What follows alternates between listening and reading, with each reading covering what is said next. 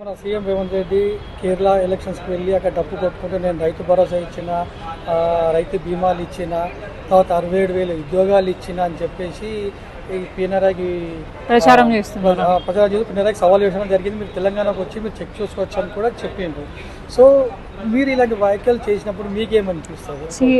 కేరళ ప్రజలు గమనించాలి. ఇక్కడికి ఒకసారి మీ వాళ్ళు ఎవరైనా చుట్టాలు ఉన్నా, ఫ్రెండ్స్ ఉన్నా, ఇంకెవరైనా ఉంటే కూడా తెలుసుకోండి. కాంగ్రెస్ వచ్చిన తర్వాత 2 ఏళ్ల నుంచి ఏం చేసింది తెలంగాణ రాష్ట్రాన్ని అనేది ఒకసారి గమనిస్తే మీకు అర్థమవుతుంది. బై మిస్టేక్ రేవంత్ రెడ్డి మాటలు గిట్ట మీరు నమ్మి కాంగ్రెస్కి ఓటేస్తే మాకంటే దారుణమైన పరిస్థితి రేపు కేరళ ఉంటుందని చెప్పి తెలియజేస్తున్నా. అండ్ ఇక్కడ ఉద్యోగాలు అంటున్నాడు. ఒకసారి ఇక్కడికి వచ్చి విద్యార్థులను అడగండి. నిజంగా అన్ని వేల ఉద్యోగాలు వేస్తే మళ్ళీ ఎందుకు పిల్లలు రోడ్ల మీదకి వస్తారు? గాంధీ భవన్ ముట్టడి ఎందుకు చేస్తాడు? అంతమంది పోలీసుల వాళ్ళని పెట్టి మీరు ఎందుకు వాళ్ళని కట్టడి చేసే ప్రయత్నం చేస్తారు? నిజంగా ఇచ్చిన వాళ్ళు అయితే ఖచ్చితంగా వాళ్ళ సంతోషంగా ఉండాలి కదా. వాళ్ళు రైతుల గురించి మాట్లాడుతున్నారు. గతంలో రైతులు సంతోషంగా ఉన్నారా, ఇప్పుడు ఉన్నారా అనేది కూడా తెలుసుకోండి. గతంలో 24 గంటలు కరెంట్ ఉంటుండే, ఇప్పుడు ఆల్మోస్ట్ 12 గంటల పైగానే కరెంటు పోతుంది. వారికి ఎటువంటి నష్టపరిహారం చేయట్లేదు, ఎటువంటి ఇచ్చిన గ్యారంటీల మీద వాళ్ళు నిలబడట్లేదు. ప్లస్ ఎక్కడికక్కడ వాటర్ లేక ఇబ్బంది పడుతున్నారు. పంటలు ఎండిపోయి రైతులందరూ ఇబ్బంది పడుతున్నారు. ఇక్కడ ఈయననేమో పెద్ద పెద్ద మాటలు కేరళలోకి పోయి ప్రచారం చేయడం జరుగుతుంది. ఇక్కడే ప్రజలు మోసపోయి 2 ఏళ్ల నుంచి ఎప్పుడు గవర్నమెంట్ దిగిపోతుందా అని వెయిట్ చేస్తున్నారు. మీరు కూడా ఆయన మాటలలోకి పోయి ఏంటి బై మిస్టేక్ మళ్ళీ కాంగ్రెస్ని తెచ్చుకుంటే ఖచ్చితంగా కేరళ అనేది ఇంకా కనుమరుగు లేకుండా పోతుంది. సో అది తెలుసుకోవాలని చెప్పేసి నేను తెలియజేస్తున్నాను.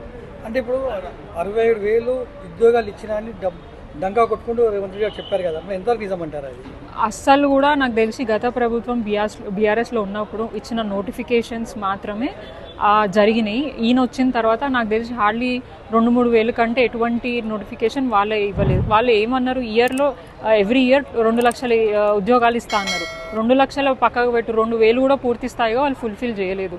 మళ్ళీ వీళ్ళు ఎన్నో వేల ఉద్యోగాలు ఇచ్చిన అని చెప్పేసి మాట్లాడుతున్నారు. మీరు క్లియర్గా చూసుకుంటే ఎలక్షన్స్కి ముందు జరిగిన ఎగ్జామ్స్, జస్ట్ ఎలక్షన్స్ తర్వాత ఆయన సభ పెట్టుకొని వారికి నియామక పత్రాలు ఇచ్చిండ్రే తప్ప ఎక్కడ కూడా ప్రజలకి వారు ఉద్యోగాలు ఇచ్చిన దాఖలాలు అయితే లేవు. ఇవన్నీ కూడా అబద్ధపు మాటలు. ఆల్రెడీ ఎలక్షన్లు వస్తే చాలు ఆయన స్టంట్లు స్టార్ట్ అయిపోతాయి.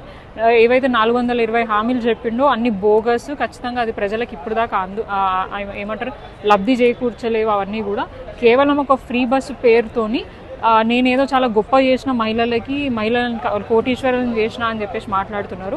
ఎంతమంది మహిళలు అక్కడ ఇబ్బంది పడుతున్నారో లైవ్గా మనం వెళ్ళి చూస్తే తెలుస్తుంది.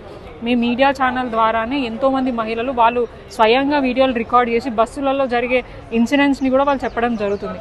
ప్రజలకు కావాల్సింది ఉచిత స్కీమ్స్ కాదు, అవసరమైన సౌకర్యాలు.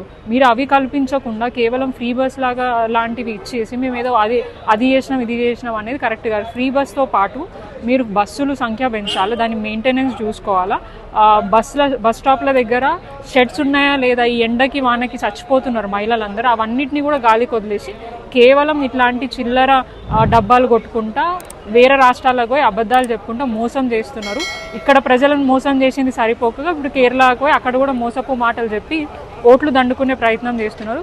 నాకు తెలిసి కేరళ ప్రజలు కొద్దిగా హుషారోళ్ళే.